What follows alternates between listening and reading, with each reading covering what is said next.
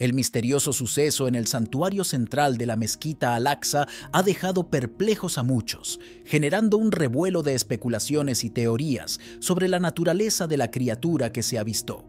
¿Qué podría ser esta entidad que ha aparecido en un lugar tan sagrado y venerado por millones de personas en todo el mundo? Para comprender mejor este fenómeno, es importante explorar diversas perspectivas y referencias, incluidas las enseñanzas bíblicas que podrían arrojar luz sobre este enigma. En la Biblia encontramos numerosos relatos de sucesos extraordinarios y seres misteriosos que han aparecido en momentos cruciales de la historia humana. Uno de los pasajes más destacados es el libro de Apocalipsis, que describe visiones proféticas de eventos futuros y la intervención de seres celestiales en el mundo terrenal. En el capítulo 4 se menciona la presencia de criaturas vivientes que rodean el trono de Dios, cada una con características únicas y simbólicas que representan diferentes aspectos de la creación divina.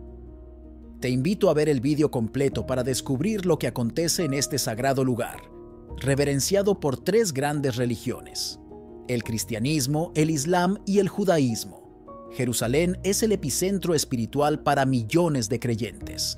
Cada día de festividad, la majestuosa cúpula de la roca corona el monte del templo, en el casco antiguo de la ciudad. Este magnífico templo, símbolo de convivencia en medio de la diversidad religiosa, va más allá de su presencia física en la antigua ciudad de Jerusalén, Israel.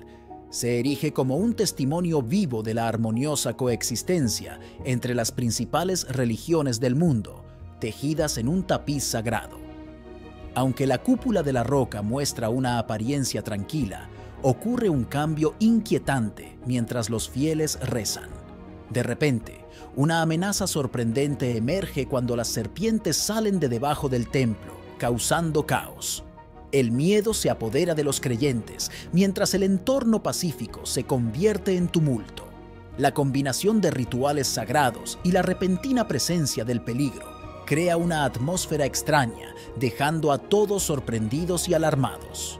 Este incidente destaca lo impredecible que puede ser incluso en los lugares más sagrados, revelando un aspecto inesperado de este sitio reverenciado. Este evento despierta preocupación sobre el significado de este fenómeno inusual. Las serpientes tienen un papel destacado en la Biblia y el Corán, lo que sugiere que podría ser una señal divina. ¿Qué significado tiene la serpiente en los textos religiosos? Este reptil representa una amplia gama de significados complejos y universales. Su simbolismo abarca temas de muerte, destrucción y maldad, transmitiendo una esencia penetrante y sin extremidades que explora temores ancestrales. Además, la serpiente puede simbolizar el concepto de veneno, tanto literal como figurativamente. Esta representación multifacética trasciende las fronteras culturales, entrelazada en mitologías y narrativas religiosas en todo el mundo. Pero, ¿sabías que en Génesis 3 la serpiente representaba a Satanás? Satanás se manifestaba como una serpiente, ya fuera poseyéndola o engañando a Adán y Eva, siendo esta la que les hablaba. Según Apocalipsis capítulo 12, versículo 9 y 22, ambos describen a Satanás como una serpiente. Agarró al dragón, la serpiente antigua que es el diablo o Satanás, y lo ató por 1000 años. En Apocalipsis capítulo 20, versículo 2, el gran dragón, la serpiente antigua, que es el diablo o Satanás, fue arrojado, el que engaña al mundo entero. Fue arrojado a la tierra, y sus ángeles fueron arrojados con él. Sin embargo, la serpiente, un símbolo lleno de dualidades, encapsula un rico tapiz de significados, a menudo asociada con nociones de muerte, destrucción y malevolencia. Su complejidad se extiende para abarcar atributos positivos en varios contextos culturales y mitológicos. La serpiente representa el bien, siendo un símbolo de curación y renovación, especialmente en su proceso de cambio de piel. Esta transformación refleja la renovación y la naturaleza cíclica de la vida. En el simbolismo cristiano, la serpiente desempeña un papel crucial en la historia de la tentación y la caída en el jardín del Edén. Sin embargo, en las enseñanzas de Jesús y su esperado retorno, la serpiente se convierte en un símbolo de sanación, redención y la promesa de renovación. Esto sugiere temas de resurrección y renacimiento espiritual. Aunque pueda ser confuso, podemos confiar en que, incluso si Satanás aparece en este mundo, Jesucristo regresará para salvar a sus seguidores y a la tierra. La guerra inminente entre Jesucristo y Satanás carga con el peso del conflicto espiritual, exigiendo la participación activa de los creyentes. Como seguidores de Jesús, se nos urge a contribuir en esta lucha, simbólicamente eliminando las serpientes escondidas bajo el santuario sagrado. Este acto se percibe como un esfuerzo conjunto para aliviar la carga divina, un llamado para que los creyentes participen en la batalla espiritual. Destaca la idea de responsabilidad compartida y la lucha contra el mal, retratando a los creyentes como participantes esenciales en la lucha divina para establecer un reino de bondad y vencer a las fuerzas oscuras. Nuestro destructor de serpientes es el Señor Jesús, quien vencerá al dragón, y cuando establezca su reinado en este mundo, toda la creación, incluidas las serpientes, será restaurada a su estado natural e inofensivo. Entonces, el niño jugará cerca del nido de la cobra, y el pequeño meterá la mano en el agujero de la víbora. No habrá daño ni destrucción en mi monte santo, porque la tierra estará llena de conocimiento. En Isaías capítulo 11, versículo 9, Jesús nos da indicios en la antigua Jerusalén y también en la Kaaba, un lugar sagrado para los musulmanes. Durante la peregrinación del Hajj surgió una serpiente enorme en la Meca, causando miedo entre los peregrinos. A través de este evento, Jesucristo sugiere que el cristianismo, el islam y el judaísmo deben unirse para enfrentar futuros desafíos. Sin embargo, los musulmanes ignoraron la señal, ya que no ven a Jesús como Dios, sino como un profeta. Jesús nos advierte sobre la llegada del anticristo. ¿Qué pasaría si te digo que el anticristo ya está aquí, especialmente en la esfera gubernamental? El anticristo, opuesto a Cristo según la tradición, gobernará antes del último juicio. El término anticristo apareció en las cartas de Juan, y los manuscritos medievales describen su gobierno durante siglos, atribuidos a diferentes personas y grupos. Las frases anticristo y precursor del anticristo han sido desacreditadas. Jesús, al saber esto, advirtió sobre falsos profetas que engañarían a muchos. Mateo capítulo 24, versículo 11. Estas advertencias me hacen pensar en un individuo llamado Rabí Shlomo Yehuda, quien está circulando en las redes sociales y ha sido identificado como Elías o el Mesías por algunos.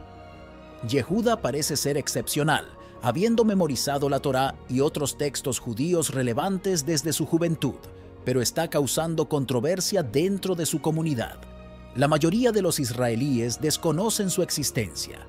Mientras los cristianos difunden desinformación sobre él en los medios, Israel no lo hace. Los judíos no lo ven como el Mesías, como demuestra la falta de cobertura en los medios israelíes o judíos. Para ellos, no cumple los criterios del Mesías.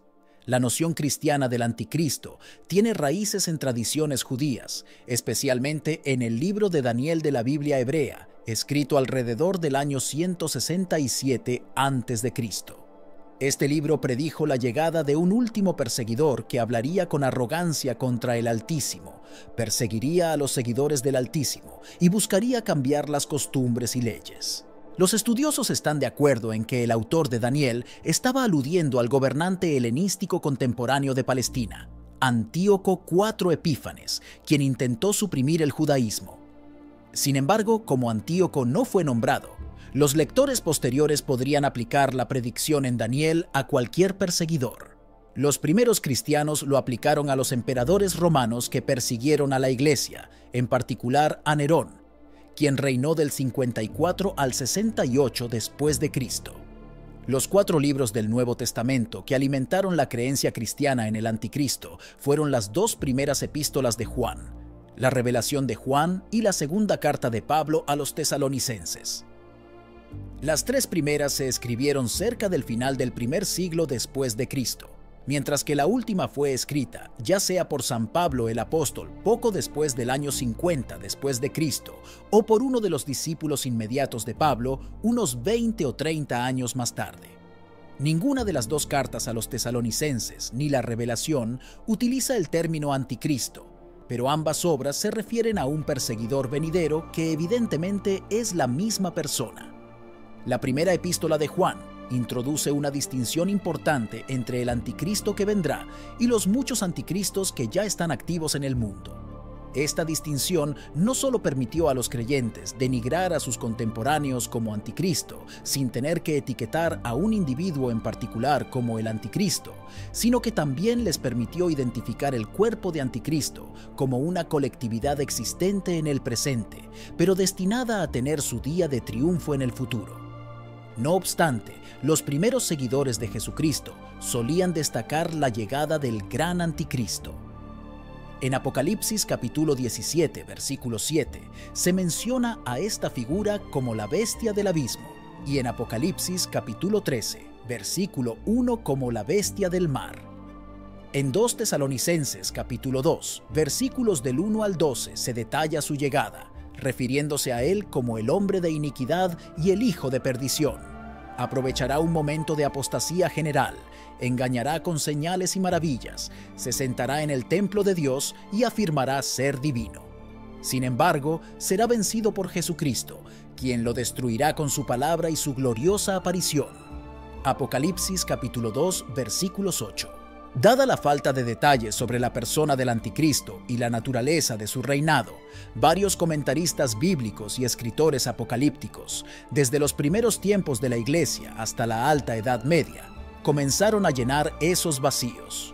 Este trabajo fue recopilado en un breve tratado en el siglo X por un monje de Lorena llamado Azzo de Montier-Ender, en una carta dirigida a la reina Gerberga de Francia. La carta de Azzo se convirtió en la principal referencia medieval sobre el anticristo. Aunque Joachim fue ambiguo sobre la naturaleza de este último adversario de Dios, lo identificó como Gog, sugiriendo que el anticristo final estará aliado o será similar a las fuerzas enemigas de Gog y Magog.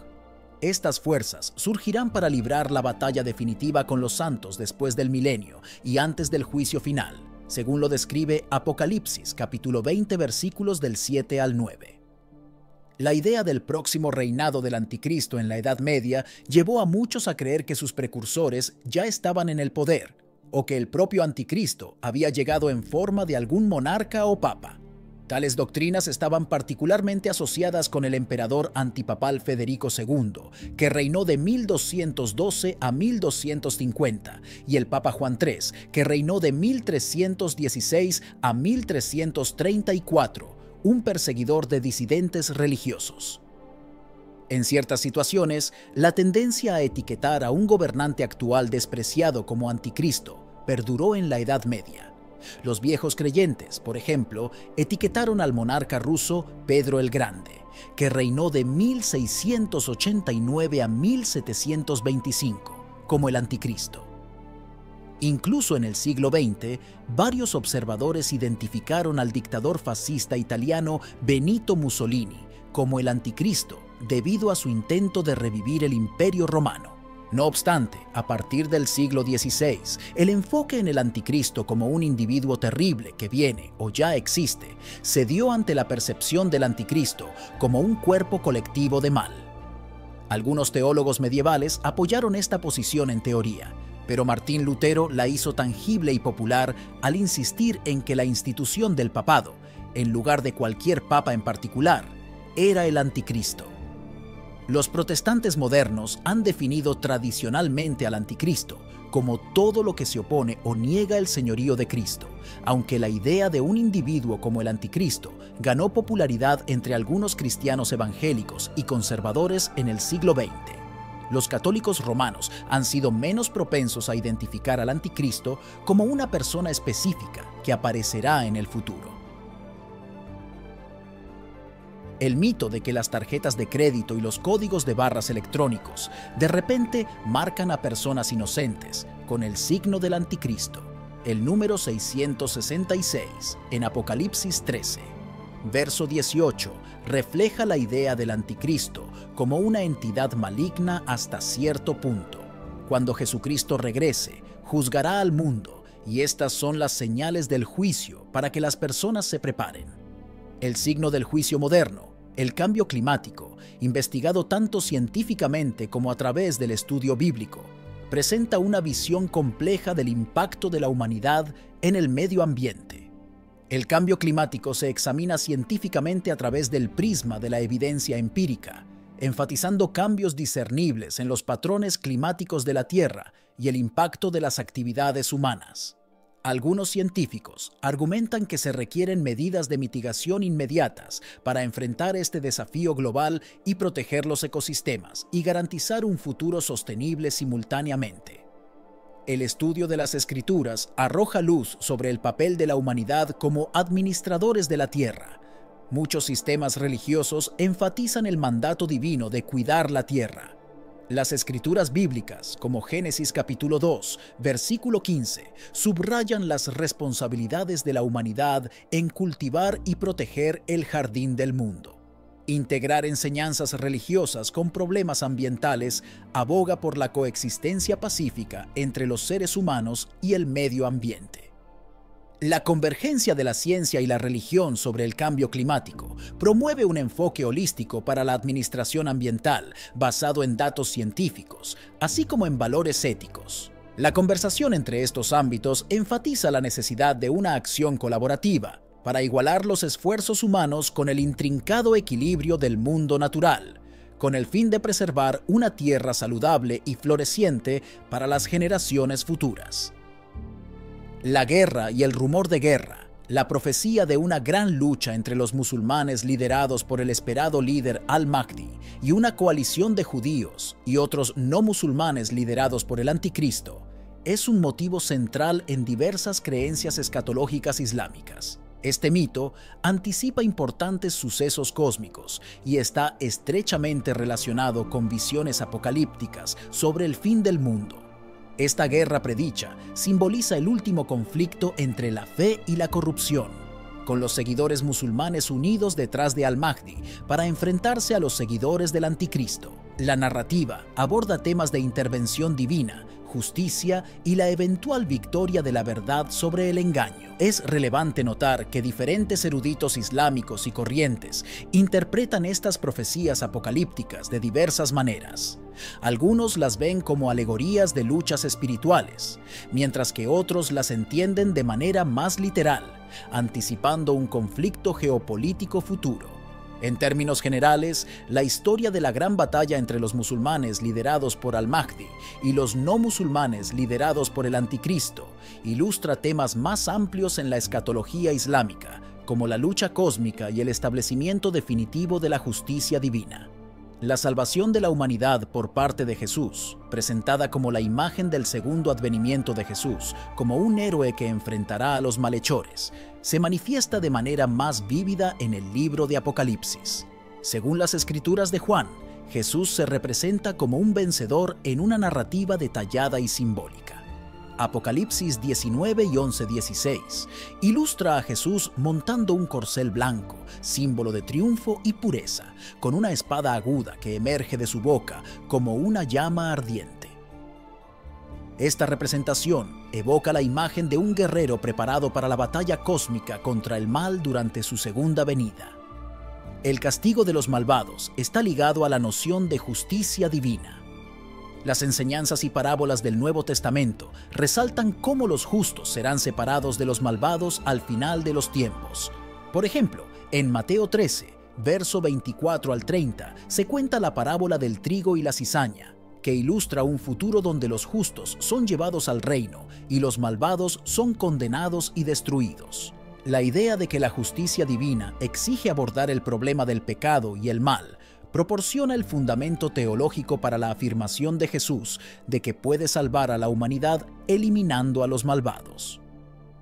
Desde esta perspectiva, la segunda venida marca el cumplimiento de la misión redentora de Dios para la humanidad. Jesús se presenta como un juez justo que resolverá el conflicto entre el bien y el mal, además de ser un Salvador misericordioso. Es importante reconocer que diferentes denominaciones cristianas pueden interpretar estos aspectos escatológicos de manera distinta.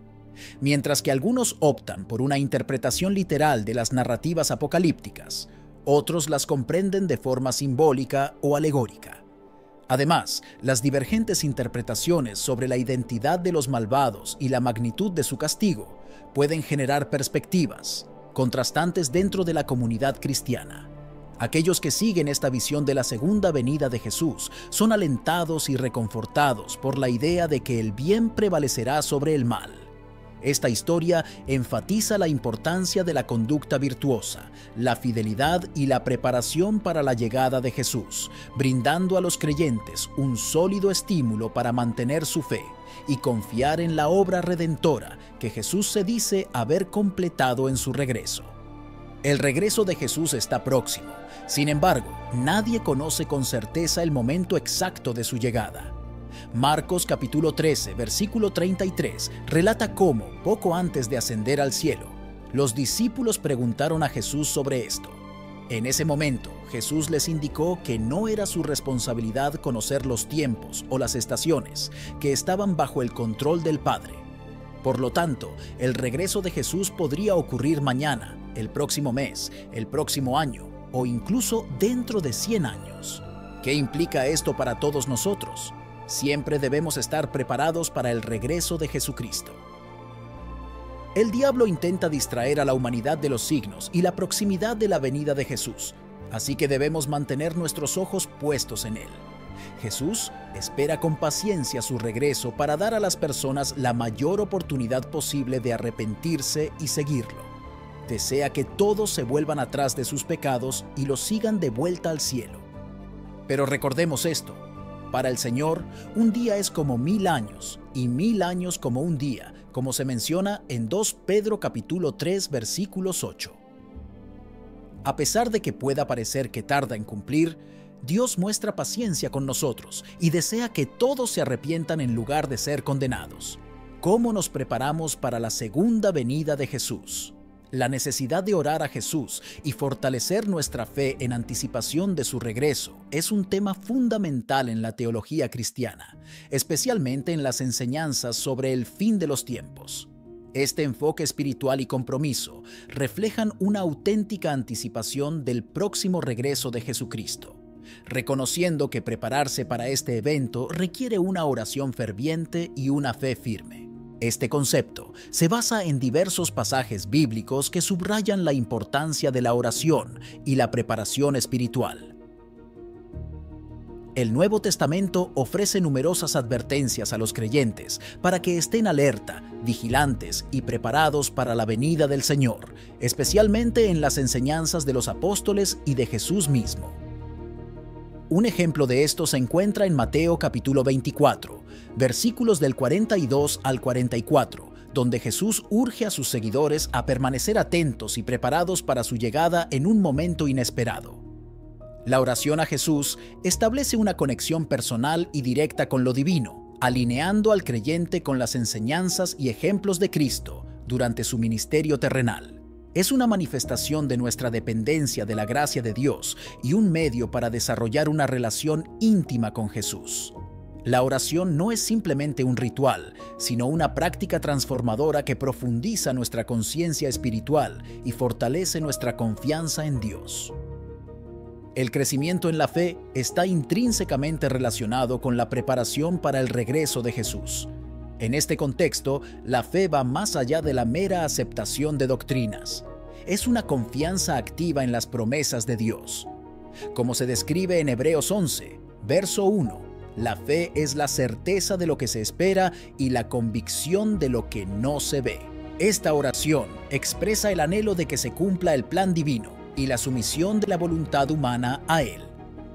La preparación para el retorno del Señor mediante la oración y una fe fortalecida también implica el arrepentimiento y la autoevaluación. Reconocer las debilidades, los pecados y la búsqueda constante de crecimiento espiritual son elementos fundamentales de este proceso preparatorio.